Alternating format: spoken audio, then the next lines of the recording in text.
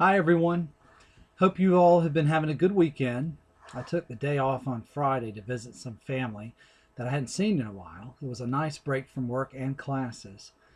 This weekend, however, has been draining. I've had a lot to do in my other two classes. After I finish this video, I'll hopefully get my paper finished on time tonight, 11:59, but who's counting, right? As you all know, this is Black History Month. I attended a program this past Thursday evening called Pull Them Things Up and Cover Up.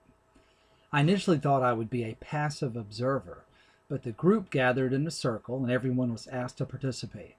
So I carefully interjected my thoughts, being cognizant of the fact that I did not want to be judgmental and diminish my ability to remain open and accessible to all students. Let me also share that I was the only Caucasian person in attendance.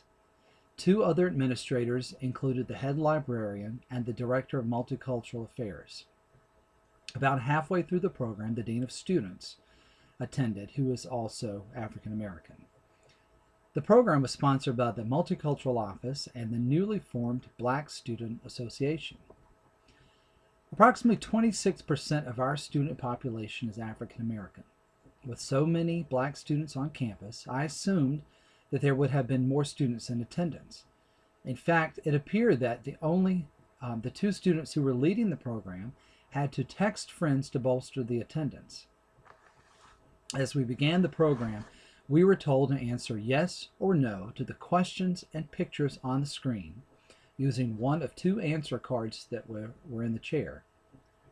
The pictures were designed to spark questions about how we stereotype without knowing the person or the situation.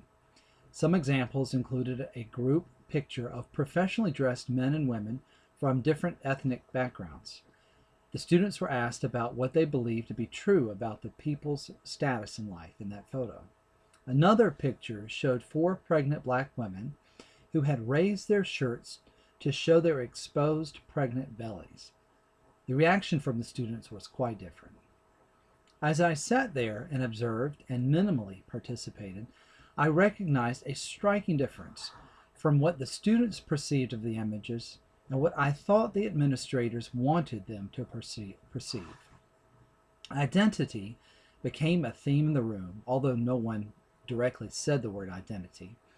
What they did do was to react in opposition to the stereotypical images that are sometimes associated with African Americans.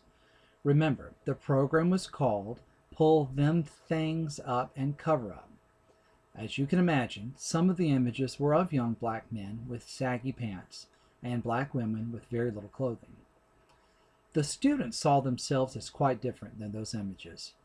In fact, one student made a remark about how she viewed some things as unacceptable at Methodist University, a private, religiously affiliated, predominantly white campus.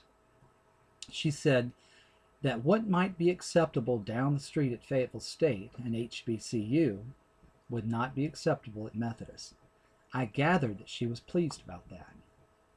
They seemed to view their identity as not being defined by the images of famous African Americans, but rather by their affiliation with a private university and perhaps also by their membership in a black sorority. It seemed as though the students saw themselves as having opportunities that would not hold them back, and that they did not have to resort to try to fit into the hip-hop look to be accepted.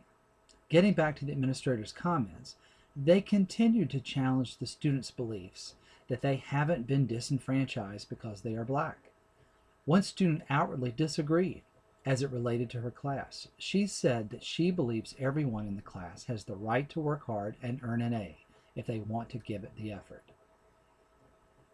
There was not a tone of marginalization coming from the students.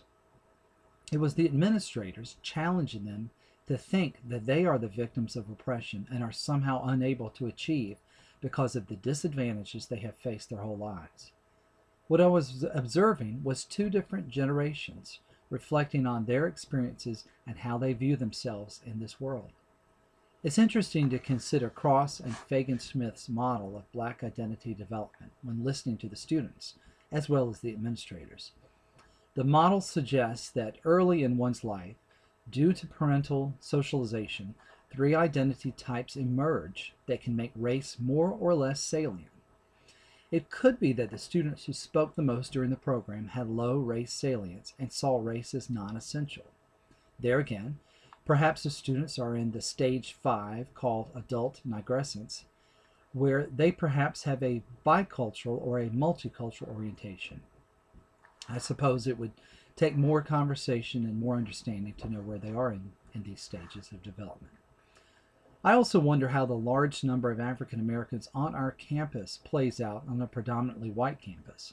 26% is very high, and it may just be that there is a tipping point where a certain percentage of students helps those students feel less like a minority and less like having a small voice on a campus.